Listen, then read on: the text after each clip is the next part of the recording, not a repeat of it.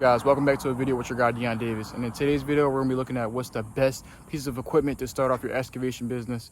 So let's jump into it.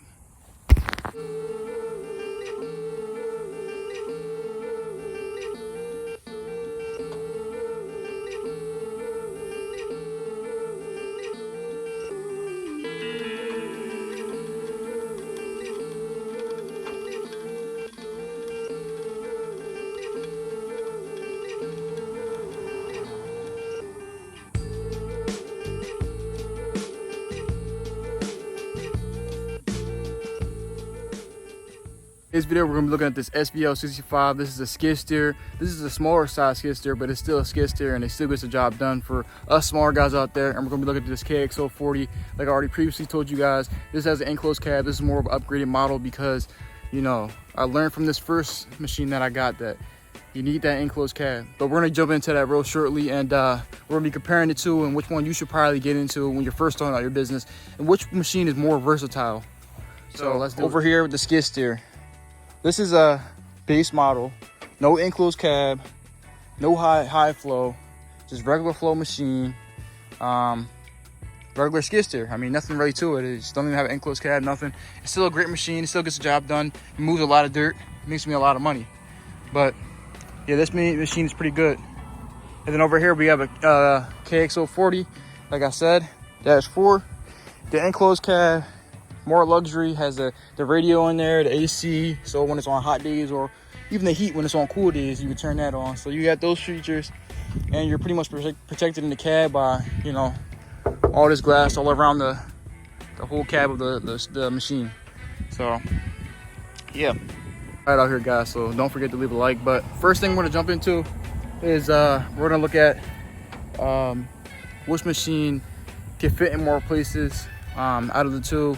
Because obviously sometimes you're gonna have some more residential clients that have a smaller backyard and less space to work with. So we're gonna talk about which machine could probably do that. Out of these two machines, honestly, this one has a smaller track base. So this was only 5.1 inches and this is actually 6 feet. I mean, 5.1 inches, 5.1 feet. And this is 6 feet. So this is technically like skinnier and less wide. But honestly, they pretty much both fit in the same amount of backyards, honestly, because they're both pretty big machines, honestly. I mean, if somebody has a bigger gate, then you can fit both of them in the backyard. And if they don't have that, then you're going to have to probably take down the fence, obviously, to get back there. So, honestly, they both probably fit in the same backyard. I mean, when it comes to the skid steer, you couldn't get the mini skid steer, which can pretty much fit anywhere. There's a 36-inch and then there's a 32-inch track base.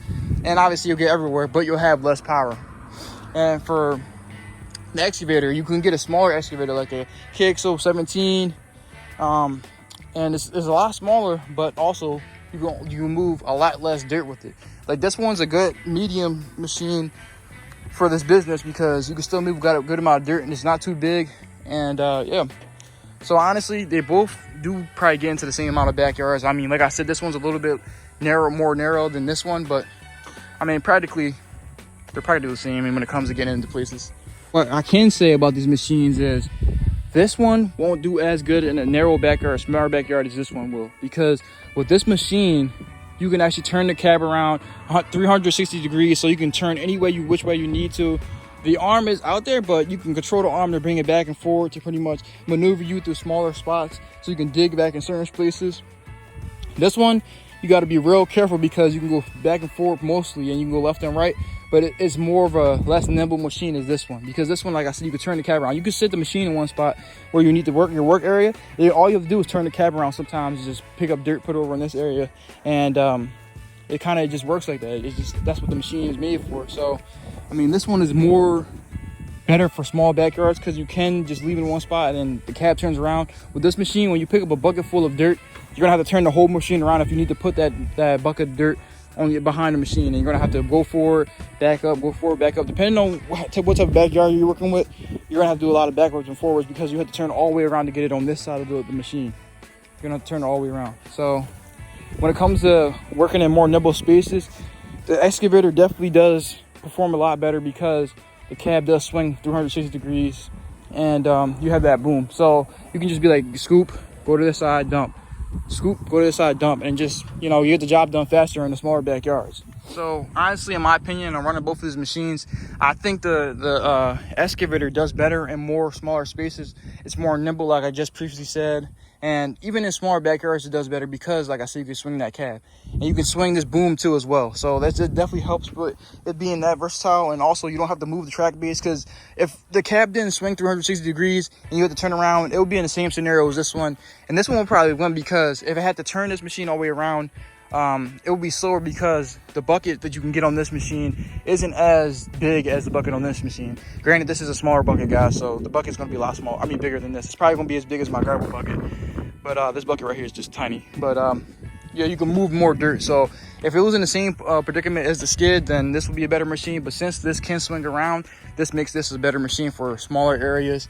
Even though it's such a big machine, it's great for smaller areas, because you can swing that cab around. You can swing that boom around. So I think this one wins this category when it comes to small, narrow areas, even though it's a big machine. All right, next one we're going to look at is which one works with moving dirt faster. And I know, if you guys know, you've been in the excavation side of everything, and you know everything about running these equipment, you would just know that the skid loader could just move way more dirt. Obviously, like I just said, this one does better when it's more narrow, and it'll move faster dirt, but this will move way more dirt at once, because you can get a bigger size bucket. You can scoop a lot more up and just move it faster, because you're moving a lot more dirt than this one can. So like, say we're in an open setting like this field, and you have a giant pile of dirt over there, and you have the choice between this machine and this machine, and you got to move that pile of dirt over to that side right here, or just take it over there and dump it over there, whatever. In my personal opinion, I would always use this machine, because like I said, this is a smaller bucket, but the buckets are bigger, and this smaller bucket is even bigger than the excavator bucket. This is like the full size excavator bucket, and my small bucket right here will still eat this bucket up. It will just outwork it when it comes to just moving straight dirt in an open field, because it's just bigger. You can move more density, it's more stuff. So when it comes to that, the skid will win that. You got more space. All you got to do is move rocks or dirt or something like that. This is the machine you probably want to go with right here. So that's my personal opinion on it. I mean, of course, they're both great machines, but this one will win in that category, of course. So to add on to that, the skid steer is much faster than the excavator. The excavator, I think, moves maybe about, this might be generous, but 5 to 7 miles per hour, and that's generous. It might even move way slower than that. And the skid steer, it feels like it's moving at least 10, 11. When you put it on you put your throttle up and you put it on the bunny mode, it goes really fast. Like, it starts moving. And I mean, if you're trying to move fast and get this dirt moved over from here to there fast, you're gonna get it done faster, because this moves faster. This machine just is not for that. Like, I think this is more of a stationary machine for when you just need to pick up a load from this side and put it over there, somewhere within arm reach of this boom. That's what this machine really mainly is for. So this is for moving dirt in farther ranges, or maybe I don't even know. I guess loading up somebody's dump trailer or a dump truck. This machine would do a lot better with that as well. But it depends on how tall the dump truck is, because this machine can still reach a little bit higher. So there's pros and cons to both sides of each machine.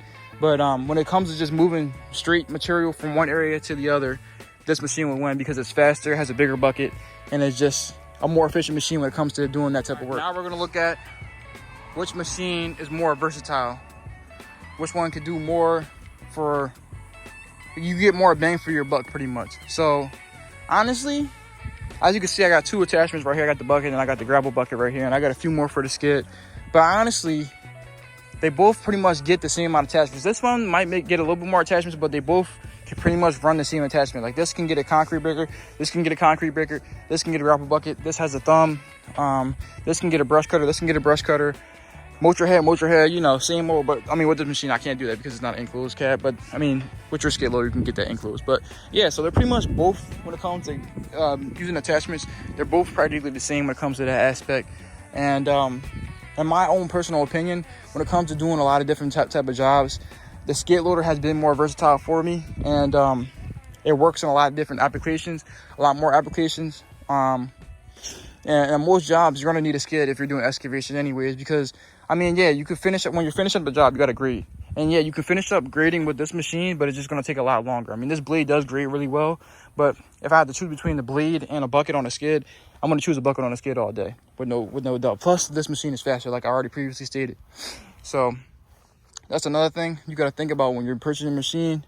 But like I said, they both could take the same amount of attachments. So you don't necessarily have to worry about that. One thing that is different between the two attachments is 9 times out of 10, every attachment that you put on this machine is going to be a little bit more efficient than this machine, because the attachments on this machine are going to be a little bit smaller since it is a boom.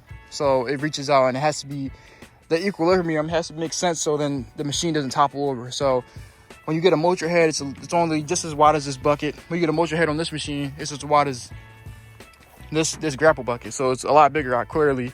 And same thing with any other attachment. This one's just a little bit smaller, but this one can get into different places that this one can't, because how this one sits on the front, this boom and this arm only moves up and down, and you can tilt it back down obviously to the ground, but it can't reach out as far as this one. So you gotta really think about what jobs that you will actually be doing and what applications you'll be using these machines in, because obviously if you're gotta get over a tight spot and get into a certain spot with the boom that's over something where you're going to be breaking up concrete or mulching something, then this would be a better choice for you. But if you just got an open field, my phone got overheated, it's hot out here, so for that, leave a like down there. But yeah, but back to what I was saying, if you got an open field and you have a mulcher head on this one, it's just going to kill it. Obviously it's going to destroy this one, because this one moves slower and the mulcher head is smaller. This one could just move straight, turn around. It's like mowing grass pretty much when it comes to like mulching and, you know, brush cutting.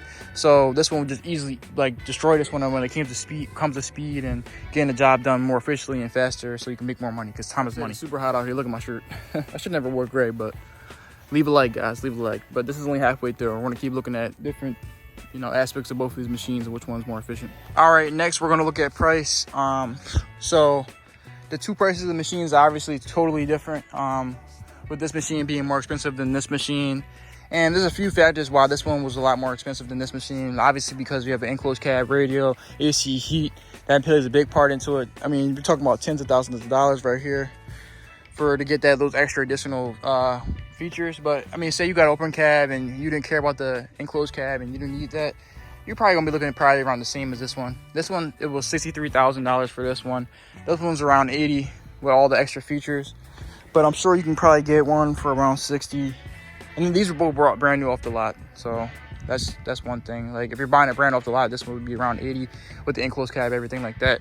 This one I got brand new off the lot for 63. So, but yeah, so that's what we're looking at. And I mean, honestly, they're pretty much fairly the same. I mean, you just got to decide which makes more sense when you're first starting out to get first, because you got to think, once you get your first piece of equipment, it's not like you just trade it in and get the other one. You're gonna have to stay with that piece of equipment because you just made a $63,000 purchase or $80,000 purchase, depending on what you spec out your machine on. And obviously for me, this one was cheaper than this one, but you know, like I said, they can both be pretty much the same price, like within a couple thousand. But yeah, so that's the price point. I mean, there's not really much to it. It's really how you spec out your machine. So we're gonna look at the maintenance on both of them. The maintenance is pretty much the same. You gotta grease the zerks, you gotta change the oil, you gotta change the engine filter, you gotta change the oil filter. You gotta change the same thing on both of these machines. They're practically the same. I mean, getting to this one is a lot easier because it's right here on the side. Just come over here, put the key in. Obviously, it's locked right now, and this one's a little bit harder, but still pretty fairly easy. Go here in the back. This one doesn't lock, but go here in the back. I gotta clean that out. And then you pull this piece out, and then you can get to, you know, all your filters, and the engine's right back there. I don't know if you guys can see it, but it's fairly easy on both machines. On these newer machines, they make it easier for you to get to your machine and maintenance it and service it, because first off, when they're servicing it, they want it to be easier. And second off, they know a lot of people aren't going to bring them in. They're going to probably try to service it themselves. And they don't want people to be complaining about how difficult it was to just change your oil or change your engine filter and stuff like that. So they're both pretty easy to maintenance, and obviously you got to make sure your hydraulic fluid levels are up there. I haven't had any hydraulic leaks with this machine. This one, I mean, I've used it a lot more, so I had some hydraulic leaks here and there. This attachment is leaking currently, so I got to get that fixed. But maintenance is pretty much the same. Let's talk about durability for both of them. I mean, they're both great. They're both Kubota, so made by the same company. But when it comes to like you know, putting them through the ringer, you know. So with this one, they both pretty much low hours on it. So this is like hypotheticals. I'm not saying this happened to me, but this is hypotheticals. But from what I'm seeing on both of these machines, what could possibly could happen while I'm working out there in the field. This one's hydraulic lines are pretty much hidden back here behind the arm. I mean, You can hit this behind the arm, but it's very unlikely because it is behind this thick piece of metal right here. And most of the hydraulic lines are hidden and protected on this machine, except for when you're attachments right here. I mean, they have a slot you put on and that's in there, but it still can get hit up here in the front. That's the main concerning lines. And some of these ones up here, I mean, they can get hit as well. But on the excavator, they have a lot of open lines right here. I mean, they have some protective metal around them, which protects them. But I mean, say you hit it super duper hard, this one's gonna pop for sure. Like, it's right in the open.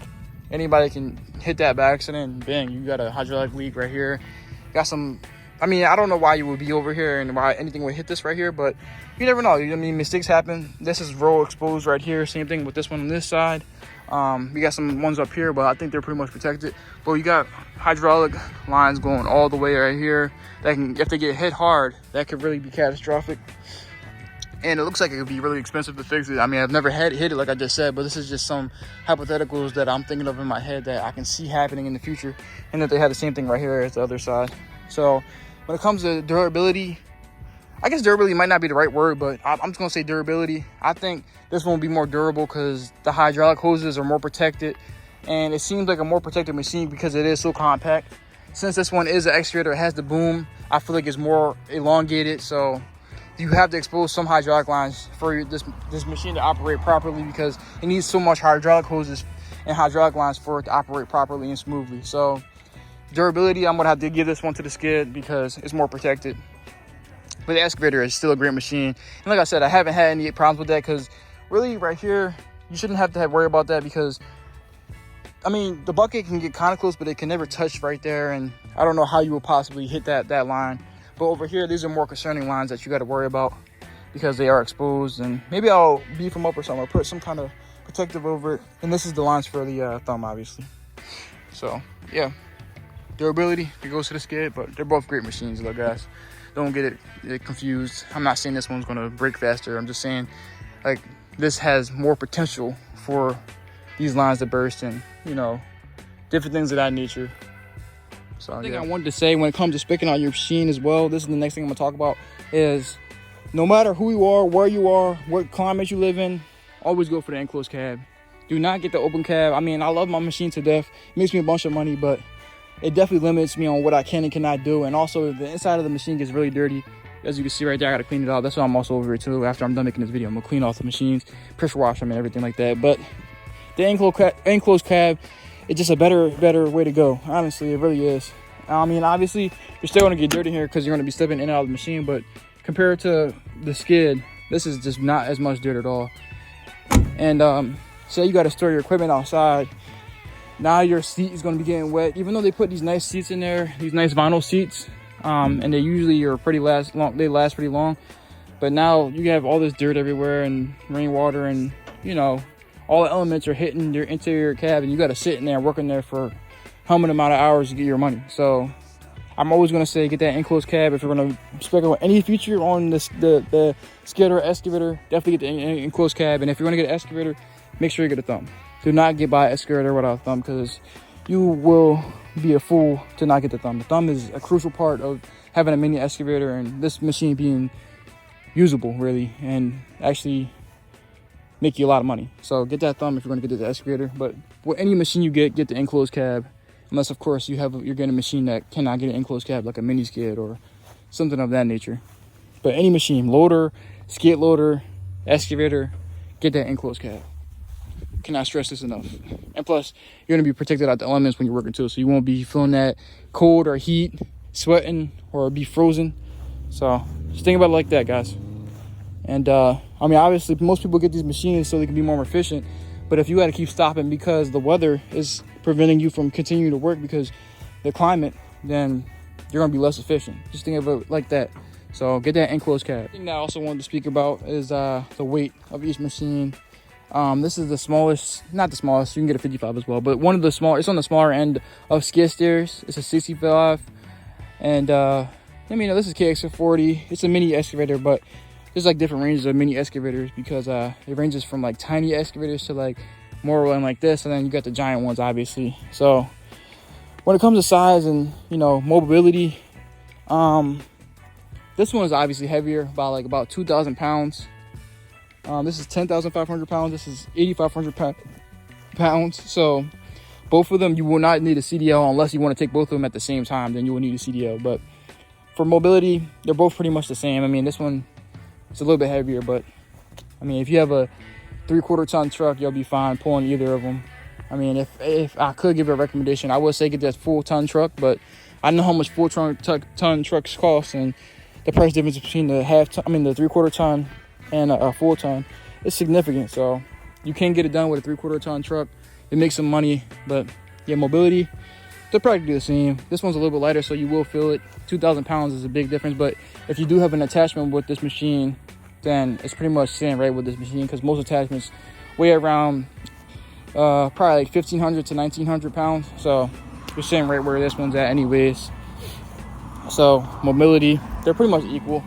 I wouldn't say there's a clear winner when it comes to this one. I mean, if you have a dumpster like me, that one's obviously easier to load up than this one, but you can still get this one in the trailer if you know what you're doing. And you just got to strap it down, obviously, safely, and make sure you strap down the boom and everything. But yeah, so mobility, they're pretty much equal. All right, guys, so that's pretty much gonna wrap up all the things that I wanted to speak on. Now what I pretty much want to do is talk about which machine I would personally say myself that I would get to start my business off, now that I have ran both of them and used both of them on jobs and made money with both of them. Honestly, what I would probably do when it came to buying a machine, if I was just starting off and I'm at the dealership, they're like, oh, do you want the skid or the excavator? They're both the same price or within the same price range. I would choose the skid, but I would spec it out differently than I have it here. I would get the enclosed cab, high flow, and I'll probably get a SVL 60. I mean, you can get a 65 with high flow, but I'll probably get a 75 because it is a little bit beefier, a little bit stronger. But I'll get the enclosed cab because I don't need a 95. I mean, 95s are huge. They're like 12 to 14,000 pounds, and it's just not needed. So I'll either get the 65 75 high flow enclosed cab, but I will get the skid to start off with, and then down the line I will get the excavator, just how I already did it. I mean, I did it correctly, I feel like, personally, but I would do it again the same way, but just spec this machine out a little bit differently, of course. Guys, I'm burning up out here. I think I covered all the points that I need to cover. In my personal opinion, like I said, I think the skid is a better one to start your business off with, but if you think that you're gonna be using more applications with the excavator, then definitely get the excavator, because it could do a lot of the same things that the skid could do, but I think the skid can just do it a little bit more efficiently. But it depends on what type of jobs you got to do. That's really comes down to it at the end of the day. But that's pretty much gonna wrap up this video. Don't forget to like, subscribe, show you guys some love, because I'm burning up out here. I'm sweating bullets. But yeah, leave a like, and also do not forget to get in your Bible, repent of your sins, and turn your life to Jesus Christ, our Lord and Savior, guys, because that is the only thing that matters. How do you guys think I got here, guys? Getting this machine into this machine, to be in this position that I am, blessed right now. It's all from God. All glory goes to God. And I love to stress this so you guys can understand where I'm coming from. Without him, I would have none of this stuff. And I really am appreciative of everything, all the blessings God gave me in my life. And yeah, so that's pretty much gonna wrap up this video for today. Appreciate everybody coming out watching, but stay blessed out there and keep hustling, and let's get it. Let me know what you guys think. Do you think the skid loader is more efficient, or do you think the excavator is more efficient when you're first starting out your business? Let me know it down in the comment section. Peace out, y'all.